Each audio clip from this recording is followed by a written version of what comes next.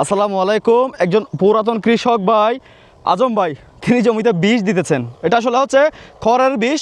তিনি চাষ করেছেন লাল শাকের চাষ। এই সিজনে এটা মোটামুটি একটা আগাম ক্ষেতের চাষ। এই ক্ষেত করে অনেকেই হয়েছেন সফল। ইনশাআল্লাহ আজম ভাই সফল হবেন এবং তার কাছ থেকে জিজ্ঞাসা করবো যে তিনি আসলে কি বিষ দিচ্ছেন। আসসালামু আলাইকুম, কেমন আছেন ভাইয়া? ওয়ালাইকুম সালাম, আল্লাহ দিলে ভালো আছি। কি করতেছেন এখানে? বীজ দিতেছি। বিষ কিসের বিষ?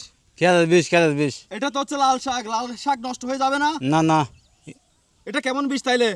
ইবে কেত যাবি গো, 2 লাখ যাবি গই, 4 টাকা দিবি যাবি গই। মানে ক্ষেতের কোনো সমস্যা হবে না? না না। আচ্ছা ঠিক আছে, আপনি আপনার কাজ করেন।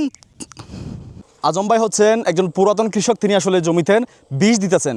এই বীজটার একটা বৈশিষ্ট্য হচ্ছে যে তিনি লাল শাক করেছেন। তিনি চান যে লাল শাকের মধ্যে বিভিন্ন খড়ের সমস্যা এবং বিভিন্ন প্রকার আগাছার দমনের জন্য তিনি একটা বিশেষ প্রকারের বিষ বেছে নিয়েছেন।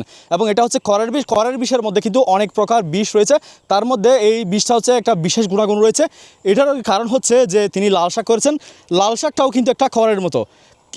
কিন্তু বিষটা আসলে ছিটানোর পর তিনি জমিতে খড়গুলো নষ্ট হয়ে যাবে, কিন্তু আজম ভাইয়ের লাল শাকগুলো থেকে যাবে। তো শুভকামনা আজম ভাইয়ের জন্য। দেখা যাক পরবর্তীতে কি হয় এবং ইনশাল্লাহ আপনাদেরকে কৃষির বিভিন্ন আপডেট নিয়ে জানানোর চেষ্টা করব, যাতে করে নতুন কৃষক যারা আছেন, যারা আসলে বেকার বসে আছেন, শিক্ষিত হয়েও কোনো কাজ পাচ্ছে না, তাদের জন্য আমাদের এই ভিডিওগুলো, যাতে করে আপনারা একটু হলেও অনুপ্রাণিত হন। আমিও নিজেও কৃষির সাথে নিজেই সম্পৃক্ত হয়েছে এবং আমি চেষ্টা করছি নিজেকে একটু একটু করে শিকার আপনাদেরকে একটু বোঝানোর।